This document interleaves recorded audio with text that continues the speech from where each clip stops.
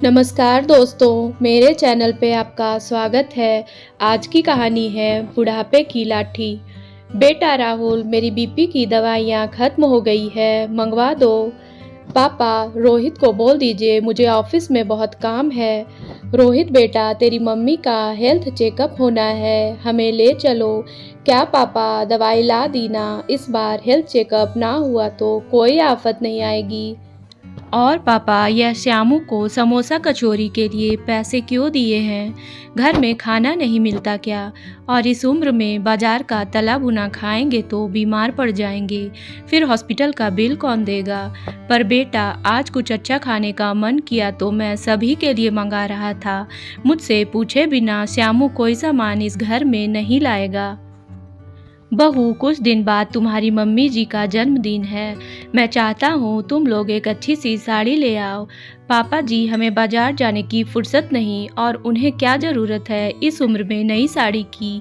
अभी कितनी महंगी साड़ियाँ उनके पास है। हमारी शादियों की कोई भी साड़ी पहन ले, क्या फ़र्क पड़ता है? संतोष जी एक रिटायर्ड सरकारी वकील हैं, हमेशा दूसरों के हक के लिए लड़ने वाले। आज अपने और अपनी पत्नी के हक के लिए ना लड़ पाने पर बहुत लाचार महसूस कर रहे हैं। जब भी वो कोई काम अपने दोनों बेटे या बहुओं को कहते तो वे साफ मना कर देते, या फिर ला कर देते भी तो ऐसे जताकर जो कि संतोष जी को बिल्कुल अच्छा नहीं लगता। संतोष जी, कमला जी को न मिला परिवार का सहारा। संतोष जी ने पूरा जीवन इस घमंड में निकाल दिया कि दो बेटे हैं, बुढ़ापे की लाठी बनेंगे। पर वे अब जिम्मेदारियों से जी चुराने लगे। एक एक पैसा मेहनत से कमाया जाता है तो मैंने जीवन भर क्या किया? मेहनत नहीं की इन लोगों के लिए। संतोष जी दुखी मन से अपनी पत्नी कमला से कहते हैं। कमला जी उन्हें समझाती है, अपने बच्चों से लड़कर कहाँ जाएंगे, घर में शांति बनी रहे, वे लोग जैसे रखे रह लेंगे। अब उम्र ही कितनी है, आपने सारे सुख पहले ही पूरे कर दिए, अब कोई चाहत ही नहीं। बस संतोष जी को ये सब पसंद नहीं आता। मैंने सोचा था रिटायर होने के बाद मैं तुम्हें घुमाने फिराने ले जाऊंगा, तुम्हें वह भी ला कर दूंगा जो पहले जिम्मेदारियों के चलते ना दे पाया।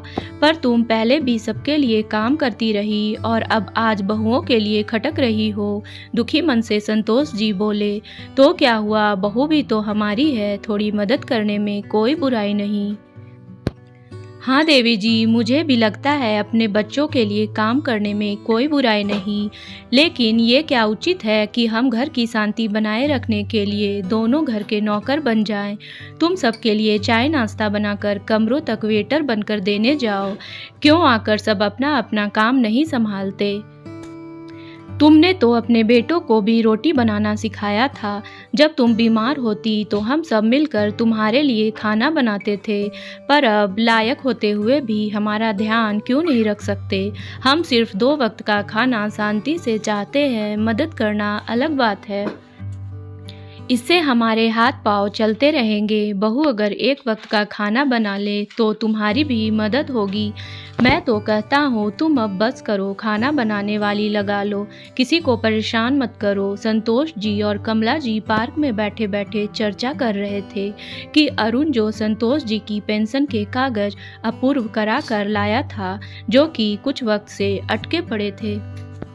अंकल आंटी जी प्रणाम। अरुण उन्हें पहले से जानता था। संतोष जी ने उसे पढ़ाई के लिए पैसे ना होने की स्थिति में उसकी काफ़ी मदद की थी।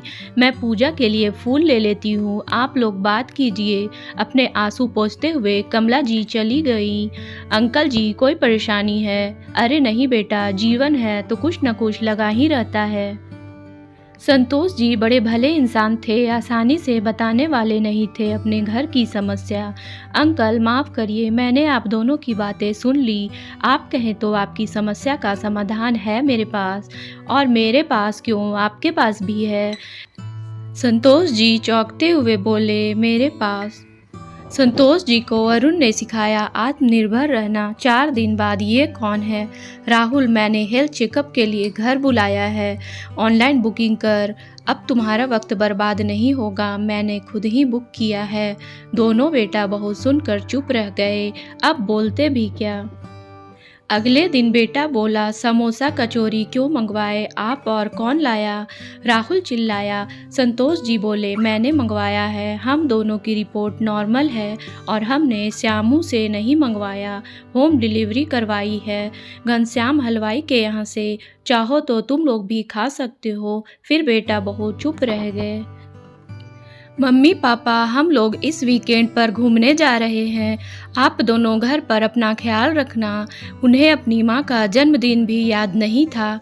राहुल और रोहित, मुझे भी तुम्हें यही कहना था, वीकेंड पर मैं और तुम्हारी माँ शिरडी जा रहे हैं। रोहित बोला, पर आप लोग अकेले मैनेज कैसे करेंगे इस उम्र में? अरे मेरे कुछ दोस्त भी जा रहे हैं, मैंने उनसे बात कर ली है और मेरा एक दोस्त तो शिरडी में ही रहता है और उसी ने कहा है कि सब लोग आ जाओ, सारी व्यवस्था वह अपने घर में ही कर लेगा। मुझे जम गया, सोचा तुम्हारी माँ का जन्मदिन भी है, वही अच्छी से मना लूँगा। हंसते हुए संतोष जी बोली, इतना खर्चा? संतोष जी बोले, तुम लोग भूल रहे हो, मेरी पेंशन मेरे लिए काफ़ी है और आज से हम दोनों की दवाइयाँ भी ऑनलाइन ही आ जाया करेंगी। तुम लोगों का वक्त और पैसा बर्बाद नहीं करूँगा। बीते दिनों तुम लोगों ने बहुत अच्छी सीख दी है मुझे, उम्र कोई भी हो, आत्मनिर्भर रहना कितना ज़रूरी है। अपने पिता की ऐसी बात सुनकर चारों शर्मिंदा थे। अरुण ने विनोद जी का कर्जा उतार दिया था, उन्हें उनके जीवन में एक नई दिशा और रोशनी देकर अरुण उन्हें कई ज़रूरी ऐप से अवगत कराया, जिससे उन्हें किसी पर डिपेंड रहने की ज़रूरत ना पड़े। कुछ दोस्तों का साथ मिला तो वे आत्मविश्वास से भर गए।